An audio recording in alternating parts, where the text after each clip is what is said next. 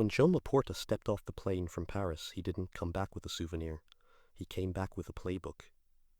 In a wide-ranging interview delivered just hours after the Ballon d'Or ceremony, Laporta stitched together praise, promises, and pointed criticisms that together map out Barcelona's immediate future. He began by lifting the spotlight onto one name everyone already whispers about, Lamine Yamal. Laporta celebrated the teenager's second Copa trophy and insisted that, despite not taking the Ballon d'Or top prize, Lamine's trajectory is only upward. The message was clear. This is not a moment of disappointment. Laporta described a player who handles pressure with an exceptional maturity for his age, someone who bounces back from injury, trains with intensity, and has the hunger to turn near, misses into historic wins. That tone, celebratory but hungry, frames how the club wants the world to view its young core. He didn't stop at Lamine. There was an important note of unity in his praise for Aitana Bonmati, whose third consecutive Ballon d'Or win underlines that Barca's excellence isn't accidental, but built on sustained cross-gender investment and coaching. Recognizing the women's side, right after discussing Lamine subtly communicates that Barcelona's momentum is institutional, not individual. Then Laporta moved to the type of business that keeps executives awake at night, contracts and continuity.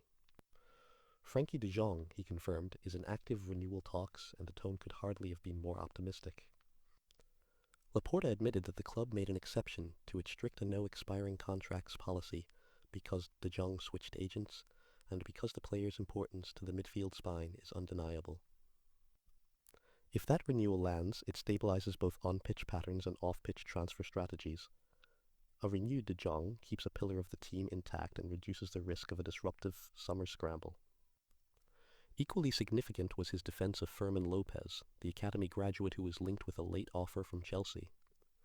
Laporta framed Fermin as a son of the club, someone molded within La Masia and now being counted on by Hansi Flick as a developing star.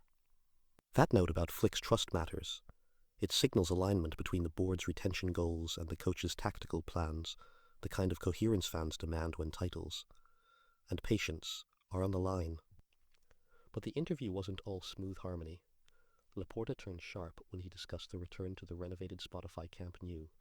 He was blunt that the club's timetable depends on the city council, and his public nudging reads like a warning that bureaucratic delay has real sporting consequences, matchday revenues.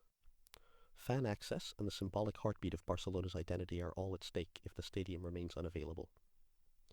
Finally, Laporta addressed the elephant in the ballroom: Real Madrid's decision to boycott the Ballon d'Or. His response was measured but pointed, an appeal to sporting respect that doubled as a rebuke.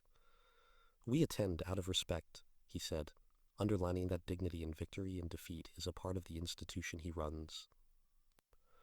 That comment does more than comment on one ceremony. It draws a line about values and public posture in Spanish football. Taken together, the interview reads less like a set of disconnected talking points and more like an agenda. Protect the young stars, secure the midfield, keep the academy pathway alive, pressure the council on infrastructure, and publicly define Barca's ethical stance in the rivalry with Madrid. For supporters, the practical upshot is immediate.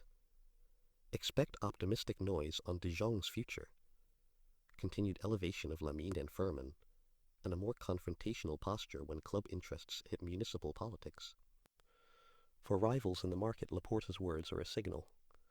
Barcelona intends to defend its core and control the narrative, even while juggling political and financial complexity.